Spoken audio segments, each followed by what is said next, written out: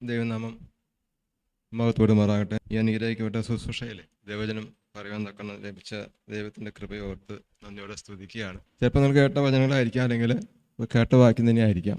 ഞാൻ ചിന്തിപ്പാൻ ആഗ്രഹിക്കുന്നത് ലൂക്കോസിന് സുവിശേഷം 7-ാം അധ്യായം അതിൻ്റെ 2 മുതൽ 10 വരെയുള്ള വേദഭാഗങ്ങളാണ്.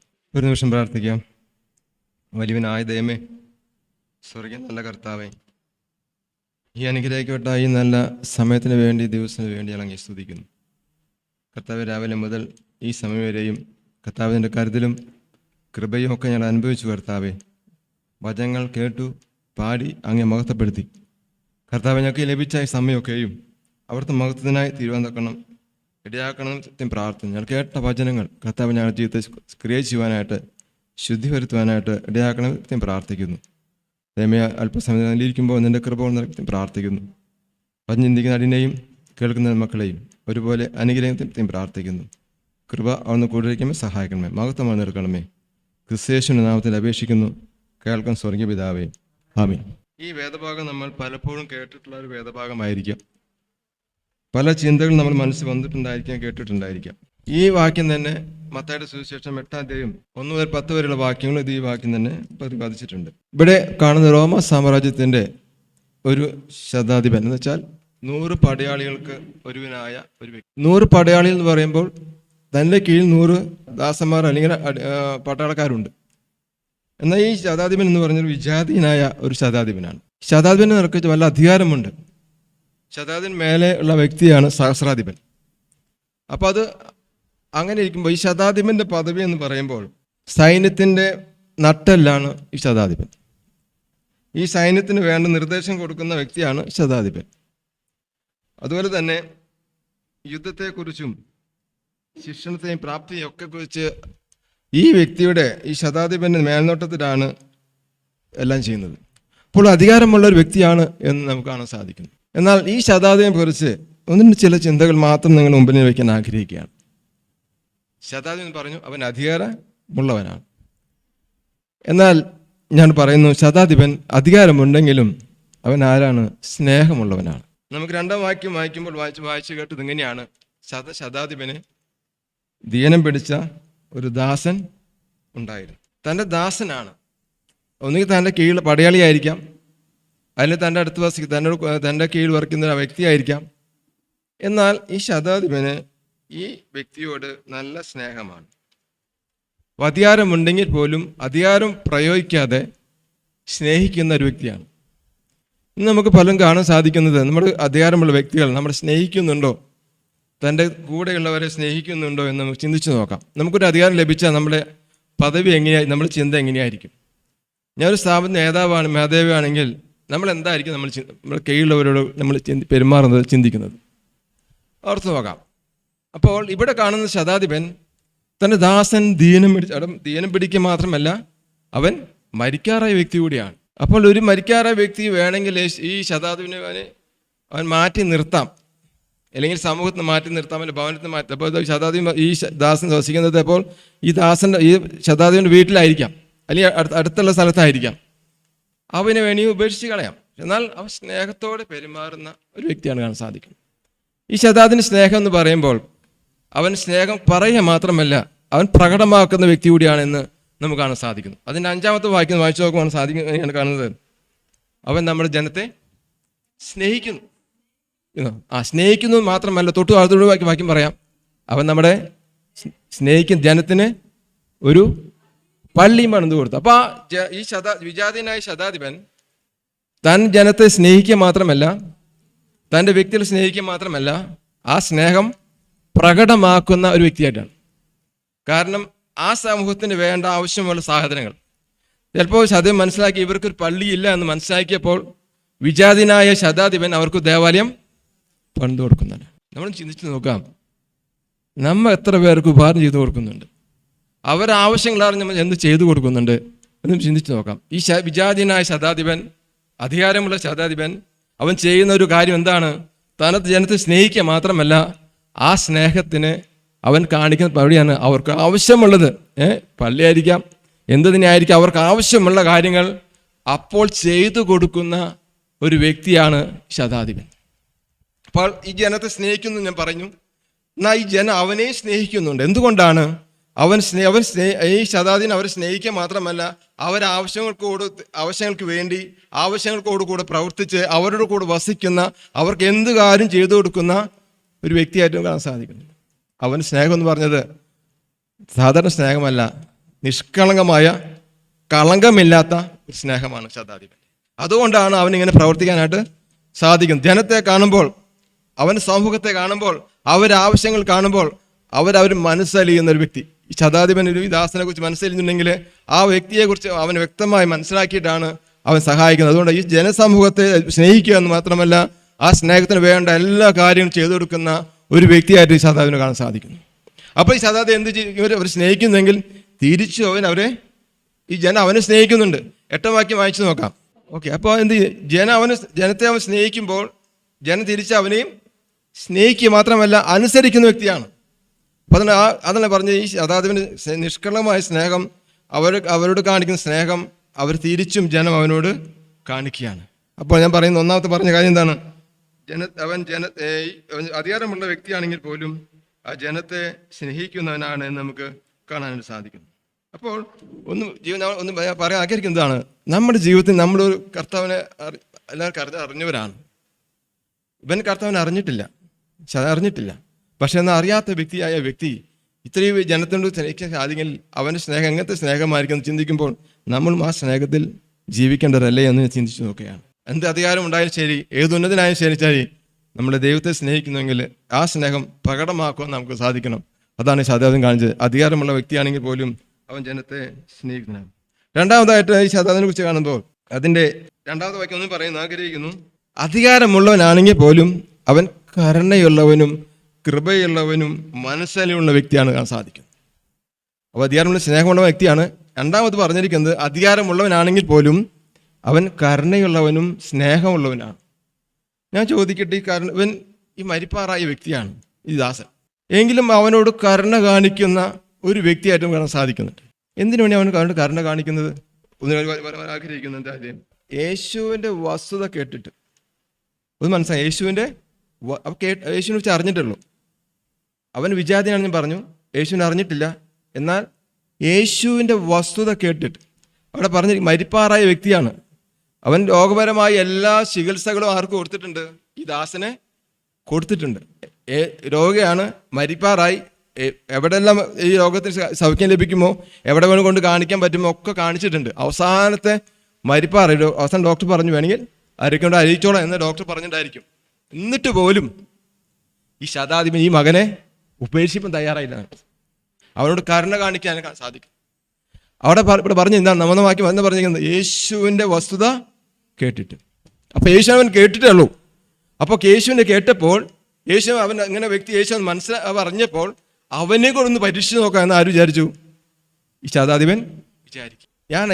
ഈ ശതാധിപൻ ആരെ അയക്കുന്നത്? സാധാരണ വ്യക്തികളല്ല അയക്കുന്നത്, മൂപ്പന്മാരെ അയക്കുന്നത്. അപ്പോൾ ആ സമൂഹത്തിൽ അറിയപ്പെടുന്ന വ്യക്തികളെയാണ് ആർക്ക് വേണ്ടി അയക്കുന്നത്? ഈ ദാസന് വേണ്ടി അയക്കുന്നത്. അപ്പോൾ നമ്മളൊന്ന് ചിന്തിച്ചു നോക്കിയേ, ഇതിന് വലിയ കാര്യമുണ്ടോ? ഈ ദാസന് അസുഖം കെടുക്കുമ്പോൾ ഈ ദാസന് വേണ്ടി ഈ ദാസൻ്റെ അവസ്ഥ മനസ്സിലാക്കിക്കൊണ്ട് അവൻ എങ്ങനെ രക്ഷിക്കാനുമായിട്ട് സമൂഹത്തിലെ പ്രധാനപ്പെട്ട വ്യക്തികളെയാണ് യേശു അയക്കുന്നത്. ഞാൻ ചിന്തിച്ച് നോക്കാം, നമ്മുടെ അധികാരമുണ്ടെങ്കിൽ നമ്മളെന്തായിരിക്കും നമ്മുടെ പ്രസ്താവന എങ്ങനെയായിരിക്കും? പോയി അവനെ കുളിച്ചുകൊണ്ട് വരൂ, നമ്മുടെ അധികാരം സംസാരിക്കും അല്ലേ? അധികാരത്തോടെ നമ്മൾ സംസാരിക്കും. പക്ഷെ എന്നാൽ അങ്ങനെ സംസാരിക്കും. ഞാൻ പറഞ്ഞത് പോയി അപേക്ഷിപ്പാനാണ് പറഞ്ഞിരിക്കുന്നത്. യേശുവിൻ്റെ അടുക്കൽ വന്ന് അവനോട് താല്പര്യമായി. അപ്പോൾ എന്താ അപേക്ഷ എങ്ങനെയാണ്? താല്പര്യമായിട്ട് അപേക്ഷിച്ചത്. വെറുതെ ഒരു വാക്ക് പോയി പറയുകയല്ല, വന്ന് വരണമെന്ന് പറയുകയല്ല. എന്താണ് പറഞ്ഞത്? ഈ ശതാധിപൻ്റെ ആവശ്യം, അവൻ്റെ ആഗ്രഹം എന്താണ് മനസ്സിലാക്കിക്കൊണ്ട് ഈ വ്യക്തിക്ക് വേണ്ടി, ഈ ശതാധിപന് വേണ്ടി താല്പര്യത്തോടെ നമ്മളെല്ലാം സുവിശേഷം പറഞ്ഞിരിക്കുന്നത് നമ്മൾ താല്പര്യത്തിൽ പറയാറുണ്ടോ? സുവിശേഷത്തെ കുറിച്ച് പറഞ്ഞു നമ്മൾ താല്പര്യമായി പറയാറുണ്ടോ? ആരെ വേല നമ്മൾ ചെയ്യുന്നത്? കർത്താവിൻ്റെ വേല ചെയ്യുന്നത് അവർ പറയുന്നു. പക്ഷെ എന്നാൽ താല്പര്യത്തോടെ പറയാൻ സാധിക്കും. അതാണ് വിശ്വാസം. ഈ മൂപ്പന്മാർ അവരെ അധികാരമുള്ള വ്യക്തിയാണ്, അവരുടെ സഭയിൽ നേതാവാണ്, മൂപ്പന്മാരാണ്. ആ മൂപ്പന്മാർ പോയി എന്തിനു വേണ്ടിയാണ്? ഈ ശതാധിപൻ്റെ ആവശ്യം അതിൻ്റെ രോഗമേ കിടക്കുന്നതല്ല പറഞ്ഞത്. ദാസൻ വയ്യാതെ കിടക്കുമ്പോൾ ആ ദാസനെ പോലും പ്രമുഖത കാണിച്ചുകൊണ്ടാണ് അവർ താല്പര്യമായിട്ട് ആരോട് അപേക്ഷിക്കുന്നത്? യേശുവിനെ അപേക്ഷിക്കുന്നത്. ഇപ്പോൾ താല്പര്യം നമുക്കുണ്ടോ എന്ന് നമ്മൾ ചിന്തിച്ച് നോക്കണം. താല്പര്യം പറയാറുണ്ട്, ചിന്തിച്ച് നോക്കണം. അപ്പോൾ ഈ ശതാധിപൻ എന്താണ്? അവൻ കരുണയുള്ളവനാ, അവൻ സ്നേഹമുള്ളവനാ, അവൻ മനസ്സലിവുള്ളവനാ. അതുകൊണ്ട് തൻ്റെ ജനത്തെ സ്നേഹിക്കുന്നു പറയുമ്പോൾ പ്രകടമാക്കുന്ന സ്നേഹമാണ് ഈ ശതാധിപൻ നമുക്ക് കാണാൻ സാധിക്കുന്നത്. നമ്മുടെ ജീവിതത്തിലും നമ്മൾ ആരുടെ കരുണ കാണിക്കാൻ കർത്താവിനെ അറിഞ്ഞവരാണ് നമ്മളെല്ലാവരും. കർത്താവ് നമുക്ക് കരുണ കാണിച്ചത് തൻ്റെ ഏകനായ പുത്രനെ വിശ്വസിക്കുന്ന ഏവനും നശിച്ചു പോകാതെ നിത്യജീവൻ പ്രാപിക്കേണ്ടതിനെ ദൈവം ലോകത്തെ സ്നേഹിച്ചു എന്ന് പറയുന്നുണ്ട്. യേശു സ്നേഹിച്ച ആരെയാണ്? വിശ്വാസികളെയാണോ? അല്ല. വിശുദ്ധന്മാരെയാണോ? അല്ല. പാപികളായി നമ്മെ സ്നേഹിച്ചു എന്നുള്ള അറിഞ്ഞത്. പാപിയെ എന്നെ സ്നേഹിച്ചു, പാപി നിങ്ങളെല്ലാവരും സ്നേഹിച്ചു. നമ്മൾ അവസ്ഥ കണ്ടുകൊണ്ട്, പാപിയായിരിക്കുന്ന അവസ്ഥ കൊണ്ടുകൊണ്ട് ദൈവം നമ്മെ സ്നേഹിച്ചു എന്നാണ് പറഞ്ഞിരിക്കുന്നത്. ആ സ്നേഹമാണ് യഥാർത്ഥ സ്നേഹം. ആ ശതാധിപൻ കൂടി നമുക്ക് സ്നേഹത്തെ കാണാൻ സാധിക്കുന്നു. അപ്പോൾ രണ്ടാമത് കാണാൻ സാധിക്കുന്നതാണ്, അവൻ അധികാരമുള്ളവനാണെങ്കിൽ പോലും അവൻ കരുണയുള്ളവനും സ്നേഹമുള്ളവനും കാണാൻ സാധിക്കും. മൂന്നാമതായിട്ട് കാണാൻ സാധിക്കുന്നത്, അധികാരമുള്ളവനെങ്കിലും വിചാരപ്പെടുന്നവനും ഭാരപ്പെടുന്നവനായിരുന്നു. അധികാരമുള്ള വ്യക്തിയായിരുന്നു പോലും അവൻ വിചാരപ്പെടുന്നവനും ഭാരപ്പെടുന്നവനായിരുന്നു. 2-3 വാക്യം വായിച്ചു പോകാൻ. അവൻ എന്താണ് വിചാരപ്പെടുന്നത്? ആർക്കു വേണ്ടി വിചാരപ്പെടുന്നത്? ചിന്തിച്ചു നോക്കാം. ദാസനാണ്. സ്വന്തം മകന് വേണ്ടിയാണോ? അല്ലെങ്കിൽ കുടുംബത്തിന് ആർക്കും വേണ്ടിയാണോ വിചാരപ്പെടുന്നത്? അല്ല. തൻ്റെ ദാസന് വേണ്ടിയാണ് വിചാരപ്പെടുന്നത്. തൻ്റെ ബന്ധുമിത്രാദികൾക്ക് വേണ്ടിയല്ല, തൻ്റെ ഭാര്യയ്ക്ക് വേണ്ടിയല്ല, തൻ്റെ അപ്പന് വേണ്ടിയല്ല, തൻ്റെ ബന്ധുമിത്ര ആർക്കും വേണ്ടിയല്ല ശതാധിപൻ വിചാരപ്പെടുന്നത് ആർക്കും വേണ്ടിയാണ്? ചെറുദാസിന് വേണ്ടി. നമ്മൾ ആരും വിചാരപ്പെടാറുണ്ടോ? നമ്മൾ വിശ്വാസികളാണ്. ആരും വിചാരപ്പെടാറുണ്ടോ? ആരും വിഷമം നമുക്ക് മനസ്സറിയാറുണ്ടോ? ശതാധിപൻ വിശ്വാസിയാണ്. അവൻ വിജാതീയനാണ്.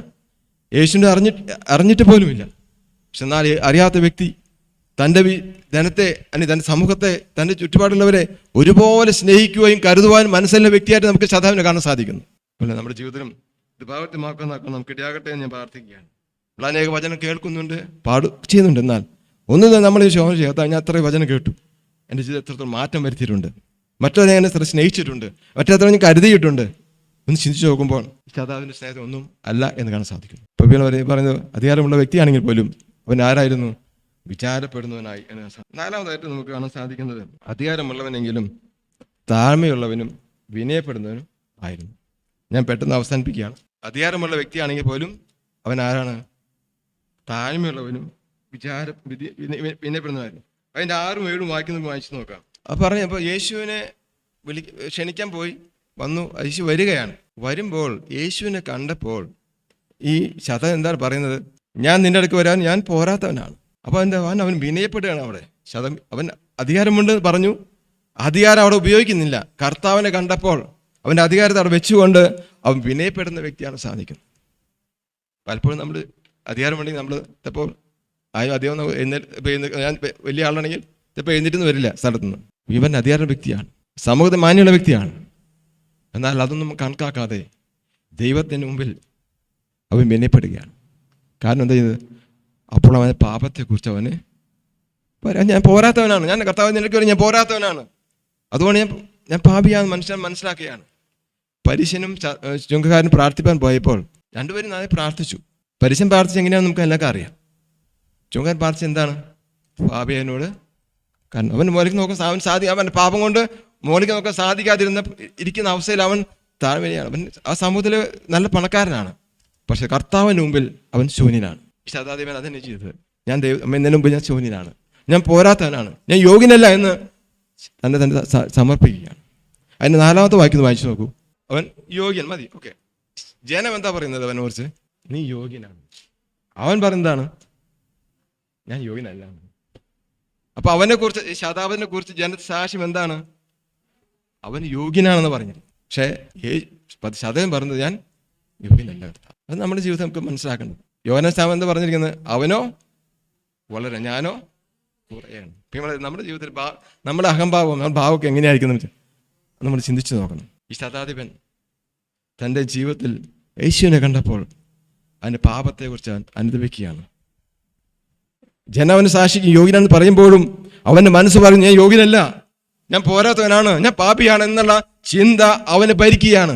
അതുകൊണ്ട് പറഞ്ഞു ഞാൻ എനിക്ക് പറയാൻ യോഗ്യനല്ല. അപ്പം 9-ാമത്തെ വാക്യം എന്താ പറഞ്ഞു വായിച്ചു നോക്കാം. 9-ാമത്തെ വാക്യം അവിടെ പറഞ്ഞ് ഈ ഇവന്റെ താഴ്മ ഇവനെയും കണ്ടപ്പോൾ യേശു എന്താ പറഞ്ഞത്? ഇസ്രായേലിൽ ഇതുപോലെ വിശ്വാസം ഞാൻ കണ്ടിട്ടില്ല. കർത്താവ് അവനെ വെച്ച് സാക്ഷിക്കുകയാണ്. ജനസാക്ഷി യോഗ്യനാണെന്ന് പറഞ്ഞപ്പോൾ ഇവന്റെ താഴ്മ ഇവനെ ദൈവം സമർപ്പിച്ചപ്പോൾ ദൈവം കർത്താവ് അവനെ കുറിച്ച് പറയുന്നത് എന്താണ്? ഇത്രയും പോലും കണ്ടിട്ടില്ല. നമ്മെക്കുറിച്ച് ദൈവം എന്ത് പറയുന്നു ചിന്തിച്ച് നോക്കാം. നമ്മെ സാക്ഷി എന്തായിരിക്കും? നമ്മെ കാണുമ്പോൾ കർത്താവ് എന്ത് പറയും? അധികാരമുള്ള വ്യക്തിയാണ്, വിജാതീയനാണ്, കർത്താവിനെ അറിഞ്ഞിട്ടില്ല. പക്ഷേ അവനെ കുറിച്ച് പറയുന്നത് എന്താണ്? അവൻ ഇതുപോലെ വിശ്വാസം കണ്ടിട്ടില്ല. നമ്മുടെ ജീവിതത്തിൽ ഇത് അവൻ സ്നേഹമുള്ള വ്യക്തിയാണ്. അവൻ്റെ സ്നേഹം, അവൻ്റെ കരുതൽ, അവൻ്റെ വിചാരപ്പെടൽ, അവൻ്റെ താഴ്മ കർത്താവ് കണ്ടു എന്നുള്ളതാണ് സത്യം. യേശു അവൻ്റെ വീട്ടിലേക്ക് എത്തിയിട്ടില്ല കേട്ടോ. വീട്ടിന് വഴിക്ക് വെച്ച് സംസാരിക്കുന്നത്. അവൻ വിനയപ്പെട്ടപ്പോൾ അവന് വിശ്വാസത്തെ കർത്താവ് ഏറ്റു പറഞ്ഞു. നമ്മളെ കാണുമ്പോൾ കർത്താവ് ആ വിശ്വാസത്തെ മേലെ ഏറ്റു പറയണം. നമ്മൾ പൗലോസ് പറഞ്ഞാൽ എന്താ പറഞ്ഞത്? നമ്മുടെ ഭൂമിയിലെ ഒരു പത്രമായി തീരണമെന്നാണ്. നമ്മെക്കുറിച്ച് എന്ത് പറയുന്നു, നമ്മെക്കുറിച്ച് എന്ത് മനസ്സിലാക്കുന്നു എന്ന് ചിന്തിക്കണം. ജനം എന്ത് പറയും? അവന് എല്ലാം അനുകൂലമാണ്. ജനം അനുകൂലമാണ്, സമൂഹം അനുകൂലമാണ്, കർത്താവ് അനുകൂലമാണ്. അവൻ എന്ത് ചെയ്തപ്പോൾ? ഒരു താഴ്മ വിട്ടപ്പോൾ. നമ്മുടെ ജീവിതത്തിൽ ഒരു താഴ്മ നമുക്ക് ആവശ്യമുണ്ട്. അപ്പോൾ ആ താഴ്മ കാണിക്കുമ്പോൾ അനുഗ്രഹം ലഭിക്കും. 10-ാമത്തെ വാക്യം വായിച്ചു നോക്കാം. ഇവൻ താഴ്മപ്പെട്ട് വിനയപ്പെട്ടപ്പോൾ എന്ത് സംഭവിച്ചു? ശതാധിപന്റെ ഭവനത്തിൽ വന്ന് ഈ ദാസൻ യേശു കൈ തൊട്ടിട്ടില്ല, പ്രാർത്ഥിച്ചിട്ടില്ല. അപ്പോൾ തന്നെ ബാല്യക്കാരന് സൗഖ്യമാണ്. പ്രിയമുള്ളവർ, നമ്മുടെ ജീവിതത്തിൽ ഒരു വിനയമുണ്ടെങ്കിൽ നമ്മൾ എന്ത് വിഷയം പ്രാർത്ഥിക്കുന്നുവോ, അപേക്ഷിക്കുന്നുവോ, കർത്താവോട് പ്രവർത്തിക്കും. അതൊരു മാറ്റമില്ലാത്ത വചനമാണ്. അതൊരിക്കലും മാറ്റമില്ലാത്ത വചനമാണ്. അപ്പം നമ്മൾ വിനയപ്പെടണം. ആ വിനയപ്പെടുമ്പോൾ നമ്മൾ പ്രാർത്ഥനയ്ക്ക് ദൈവം മറുപടി തരിക തന്നെ ചെയ്യും. അതുകൊണ്ട് ഈ ശതാവിനെ പോലെ നമുക്ക് ആയിരിക്കാൻ നമുക്ക് സാധിക്കും. ഒരു കഥയാണെങ്കിൽ സംഭവിച്ച കഥയാണ്. വടക്കൻ മലബാറിൽ ഒരു കുടുംബം, 2 കുടുംബം താമസിച്ചിരുന്നു. യൂട്യൂബ് സെർച്ച് ചെയ്താൽ ഇത് കാണാൻ സാധിക്കും. ഒരു ഹിന്ദുവായ സുബ്രനെ പറ്റി, ക്രിസ്ത്യനായ ചാക്കുമാപ്പള, 2 അയൽവക്കക്കാരാണ്. 2 പേരും കൃഷി ചെയ്ത് ഉപജീവനം കഴിക്കുന്ന വ്യക്തികളാണ്. എന്നാൽ ഒരു ദിവസം ഈ സുബ്രനെ പറ്റിക്ക് തളവാദം പിടിച്ചു, കിടപ്പിലായി. ഈ സുബ്രനെ പറ്റിക്ക് 4 പെൺമക്കളും ചാക്കുമാപ്പക്ക് 4 ആൺമക്കളുമാണ്. 2 പേര് കൃഷി ചെയ്തിട്ടാണ് ഈ കുടുംബം പോരുന്നത്. ഒരു ദിവസം താമരശ്ശേരി രൂപത്തിലെ ഈ സുബ്രനെ പറ്റി ചെന്നിട്ട് പറഞ്ഞു, ഞങ്ങൾക്ക് ചാക്കുമാപ്പള ദൈവത്തെ വേണം, ഞങ്ങൾക്ക് ചാക്കുമാപ്പള ദൈവത്തെ വേണം. അപ്പോൾ അവിടുത്തെ അച്ഛൻ ചോദിച്ചു, നിങ്ങൾ പോട്ടെ പോയിട്ടുണ്ടോ? പോയിട്ടുണ്ടോ? ഞങ്ങളൊന്നും പോയിട്ടില്ല, ഞങ്ങൾക്ക് ചാക്കുമാപ്പള ദൈവത്തെ വേണമെന്ന് പറഞ്ഞു. അപ്പോൾ ഈ അച്ഛനും അവിടുത്തെ തിരുമേനിയും ഈ ചാക്കുമാപ്പള അന്വേഷിച്ചപ്പോൾ കാര്യം മനസ്സിലായി. 2 പേരും അയൽവക്കാരാണ്. സുബ്രനെ പോറ്റിക്ക് സുഖമായില്ലാതിരുന്നപ്പോൾ തളവം പിടിച്ച് കിടപ്പിലായപ്പോൾ അവരുടെ വീട്ടിൽ പട്ടിണിയായി തുടങ്ങി. അപ്പോൾ ചാക്കുമാപ്പള പറഞ്ഞു, മക്കളെ, നമ്മൾ ഇവിടെ ചെയ്യുന്ന കൃഷി സുബ്രഹ്മണ്യ വീട്ടിൽ ആ സ്ഥലത്തും പോയി ചെയ്യണം. അവൻ സുഖമില്ലാതെ ഇരിക്കുക, അവനെ നമ്മൾ സഹായിക്കണമെന്ന് പറഞ്ഞു. അങ്ങനെ ഈ ചാക്കുമാപ്പള തൻ്റെ കൃഷി എടുത്ത് ചെയ്യുന്ന കൃഷി തന്നെ ചാക്കുമാപ്പള ഭവനത്തിൽ പോയി കൃഷി ചെയ്തു. 2 പേരും കൃഷി അത് ചെയ്തു. 2 പേരും അവിടെ ചെയ്തു. കൃഷി ഫലമെടുത്തു, ഫലം കൊണ്ട് കൊടുത്തു. ആ പൈസ കൊണ്ടുവന്ന് ആരേൽപ്പിച്ചു? സുബ്രഹ്മണ്യനെ ഏൽപ്പിച്ചു. ചാക്കുമാപ്പള എടുത്തു. അപ്പോൾ സുബ്രഹ്മണ്യൻ ചോദിച്ചു, ഇതിൻ്റെ അർത്ഥം എന്താണെന്ന് ചോദിച്ചു. അപ്പോൾ ചാക്കുമാപ്പള പറഞ്ഞു, ദൈവം എന്നെ സ്നേഹിക്കുന്നു. ഇത് മാത്രമേ പറഞ്ഞു, ദൈവം എന്നെ സ്നേഹിക്കുന്നു. അതുകൊണ്ടാണ് ഈ പാറ്റി പറഞ്ഞു, എനിക്ക് ചാക്കുമാപ്പള ദൈവത്തെ. അവിടെ സുബ്രഹ്മണ്യനെ പറ്റി ചാക്കുമാപ്പള പോയി സുവിശേഷം പറഞ്ഞിട്ടില്ല, ആ വീട്ടിൽ പ്രാർത്ഥിച്ചിട്ടില്ല, അവർ കർത്താവിനെ പറഞ്ഞിട്ടില്ല. പക്ഷേ കർത്താവിൻ്റെ സ്നേഹം അവന് പ്രകടമാക്കി കാണിച്ചു കൊടുത്തു. നമ്മുടെ ജീവിതത്തിൽ ഇതുപോലെ കർത്താവിനെ അറിഞ്ഞെങ്കിൽ നമ്മുടെ വിശ്വാസം പ്രകടമാക്കേണ്ടതാണ്. അതാണ് സാധാരണ നമുക്ക് കാണിച്ചു തന്നിരിക്കുന്നത്. സുവിശേഷം പറയുമ്പോൾ കർത്താവിനെ നമ്മൾ സ്നേഹിക്കുന്നതെന്ന് മനസ്സിലാക്കണമെങ്കിൽ നമ്മുടെ പ്രവൃത്തി കാണണം, നമ്മുടെ ജീവിതമാണ് കാണിച്ചു കൊടുക്കേണ്ടത്. ആ കാണിച്ചു കൊടുക്കുമ്പോൾ ഞാൻ അറിയാതെ തന്നെ എല്ലാവരും വിശ്വാസത്തിലേക്ക് കടന്നു വരും. അതുകൊണ്ട് നമ്മളറിയാം, ശതാബ്ദിനെ പോലെ നമുക്കും ദേഹത്തെ സ്നേഹിച്ച്, സമൂഹത്തെ സ്നേഹിച്ച്, ചുറ്റുപാടും സ്നേഹിച്ച് അവരോട് കരുണ കാണിക്കാനും ദയ കാണിക്കാനും വിധിക്കുമ്പോൾ ദൈവം നമ്മെ അനുഗ്രഹിക്കും. ഒരു വാക്യം വായിച്ചുകൊണ്ട് നിർത്താൻ ആഗ്രഹിക്കുന്നു. യെശയ്യാ പ്രവാചകന്റെ പുസ്തകം 57-ാം അധ്യായം 15-ാം വാക്യം. യെശയ്യാവ് 57:15. ആമേൻ. ഇതാണ് കർത്താവ് എവിടെ വസിക്കുന്നത്? കർത്താവ് വസിക്കുന്നവരെ പറഞ്ഞിരിക്കുന്നത് താഴ്മയുള്ളവരുടെ മനസ്സിലും മനസ്താപമുള്ളവരുടെ ഹൃദയത്തിലും എല്ലാവരും കർത്താവ് വസിക്കുന്നു. ഫിലിപ്പിയർ ലേഖനം 2:5-8 വരെ വായിക്കുന്നു. ഫിലിപ്പിയർ 2:5 ക്രിസ്തു യേശുവിലുള്ള ഭാവം തന്നെ നിങ്ങളിൽ ഉണ്ടായിരിക്കട്ടെ. അവൻ ദൈവരൂപത്തിലിരിക്കെ ദൈവത്തോടുള്ള മനസ്സമത്വം മുറുകെ പിടിച്ചോളെന്ന് വിചാരിക്കാതെ ദാസരൂപമെടുത്ത് മനുഷ്യദർശനത്തിലായി തന്നെത്താൻ ഒഴിച്ച് വേഷത്തിൽ മനുഷ്യനായി വിളങ്ങി തന്നെ താഴ്ത്തി ക്രൂശമരണത്തോളം അനുസരണമായി തീർന്നു. അപ്പോൾ നമുക്ക് നമ്മുടെ ക്രിസ്തുവിൻ്റെ ഭാവം നമ്മുടെ ജീവിതത്തിൽ ഉണ്ടാകുമെന്നാക്കണം ഇടയാകുകയും അതിനായിട്ട് ജീവിക്കാൻ സഹായം പ്രാർത്ഥിച്ചുകൊണ്ട് നിർത്തുന്നു. ദൈവം നാം മഹത്വം പറയാം.